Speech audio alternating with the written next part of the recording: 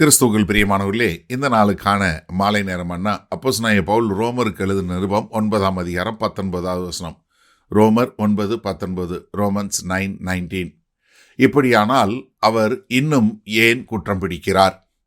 அவர் சித்தத்திற்கு எதிர்த்து நிற்பவன் யார் என்று என்னுடனே சொல்லுவாய். இப்போ பவுல் உடனே அடுத்து என்ன எதிர்பார்க்கிறாரு? அவங்க என்ன எதிர்த்து சொல்லுவாங்க? ஏன்னா இது கர்த்தருடைய இரக்கங்கிறது அவருடைய தெரிவு என்று சொன்ன உடனே இப்போ அவங்களுடைய எதிர்ப்பு என்னவா இருக்கும்? ஏன்னா இந்த 9வது அதிகாரத்தில் இது 3வது எதிர்ப்பா என்ன கேள்வி வரும்? இப்போ நீ என்ன சொல்லுவ? அப்படியானால் நீ என்ன குற்றம் கண்டுபிடிப்ப? என்ன சொல்லுவீங்க? ஏன்னா இது அவர் ஒருத்தட்ட பேசுவது போல எழுதுறாரு. ஏன்னா இங்கே அந்த எதிர்க்கிறவர் சொல்லும்போது அவங்க ஒரு கடினப்பட்ட இருதயத்தில் உள்ளவங்களா இருக்கிறது போல, ஒரு மனுஷ பெருமையில் மனுஷனாக எதிர்த்து நிற்கிறவங்க போல இருக்கிறதுனால அப்படி இருக்கிறதா எதிர்பார்த்து இங்கே சொல்கிறாரு.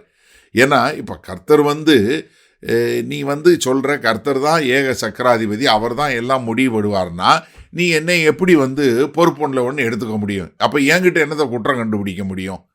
ஏன்னா அங்கே தெளிவாக சொல்கிறாரு. ஏன்னா இது கேட்கும்போது இப்போ அந்த அக்ஸ்பிரஷன் வரத்தானே செய்யும். இப்போ கர்த்தர் எல்லாத்தையும் இருக்கிறாரு, அவர் தான் எல்லாத்தையும் கண்ட்ரோல் பண்ணுறாருன்னா நீ எப்படி மனுஷனை குற்றம் சாட்ட முடியும்? இப்போ கர்த்தர் ஒரு இருதயத்தை கடினப்படுத்தினார்னா இப்போ மனுஷன் எப்படி ஒரு குற்ற உணர்வில் வாழ முடியும்?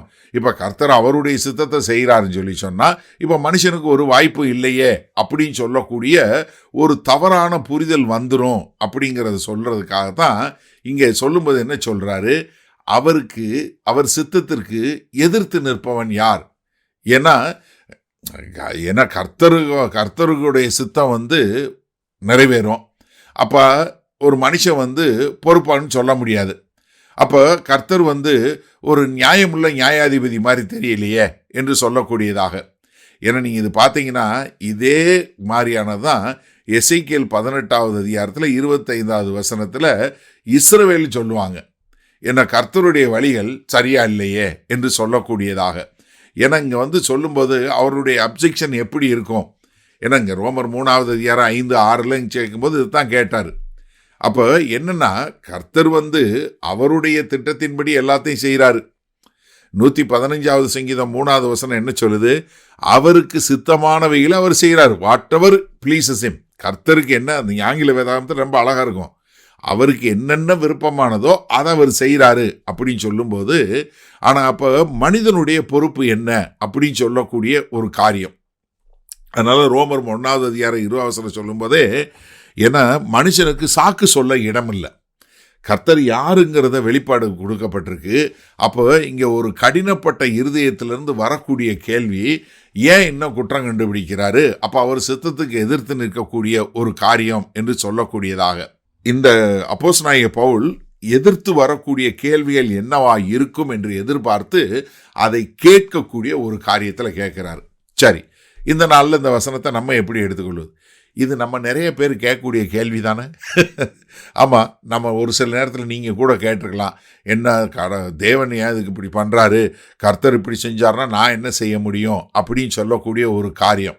நீங்கள் நல்லா தெரிஞ்சுக்கொள்ளுங்க, நீங்கள் கர்த்தர்கிட்ட ஆர்கியூ பண்ணுறதுக்கு முன்னாடி நீங்கள் எப்படிப்பட்டவங்களா இருக்குன்னா, ஆண்டவரே எனக்கு புரியல, நான் என்னை ஒப்பு கொடுக்குறேன் அப்படின்னு சொல்லக்கூடிய ஒரு காரியம். ஏன்னா நீங்கள் கர்த்தர்கிட்ட கேள்வி கேட்கலாம். கேள்வி கேட்கும்போது என்ன, எனக்கு புரியலன்னு கேட்கலாம். ஆனால் நீங்கள் கேட்கக்கூடிய கேள்வி, நீங்கள் மனத்தாழ்மையோடு கேட்குறீங்களா? ஆண்டவரே எனக்கு இது புரியல, எனக்கு விளக்கி கொடுங்கன்னு சொல்லி கேட்குறீங்களா? இல்லை கர்த்தரை குற்றம் கண்டுபிடிக்கிற வகையில் கேள்வி கேட்குறீங்களா? ரெண்டுக்கு வித்தியாசம் இருக்குல்ல. அதை தான் இங்கே கர்த்தர் இங்கே பார்க்கும்போது இங்கே அப்போஸ்தலனாகிய பவுல் கேட்கக்கூடிய கேள்வியிலேருந்து பண்ணக்கூடியதா. அதே சமயத்தில் நம்ம என்ன புரிஞ்சுக்கொள்ளணும்னா, கர்த்தர் நித்திய நீதிபரர். அவருடைய நீதி ஒரு நாளும் குற்றம் பார்க்க முடியாது. ஏன்னா அவர் ஏக சக்கராதிபதியாய் அவர் எல்லாவற்றையும் செய்யக்கூடியவராய் இருக்கிறார். அது நம்ம அறிவுக்கு எட்டாதது, நம்மளால் புரிந்து கொள்ள முடியாது. ஏன்னா இந்த காரியம் எப்படி நடைபெறுகிறது, இது எதற்காக இப்படி நடைபெறுகிறது என்று சொல்லக்கூடிய காரியம் நமக்கு புரியாது. அப்போ நம்ம என்ன பண்ணணும்? கர்த்தருடைய வழிகள் நமக்கு அறியாதவைகளாக இருக்கிறது.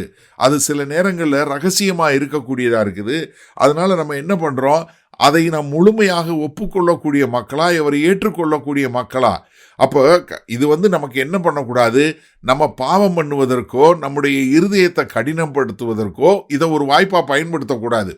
ஏன்னா பார்வோன் தன்னுடைய இருதயத்தை கடினப்படுத்தினா, அதனால கர்த்தர் அவனுடைய இருதயத்தை கடினப்படுத்தினாரு. அப்போ நம்முடைய பொறுப்புங்கிறது இன்னும் இருக்கு என்பதை நாம் மறந்து விடக்கூடாது. அப்போ எனக்கு அருமையானவர்களே, நீங்கள் தேவன்கிட்ட கேள்வி கொண்டு வரும்போது நீங்கள் உங்களுடைய கேள்விகளை மனத்தாழ்மையோடு கொண்டு வர்றீங்களா, இல்லை குற்றம் சாட்டு விதத்தில் கொண்டு வர்றீங்களா?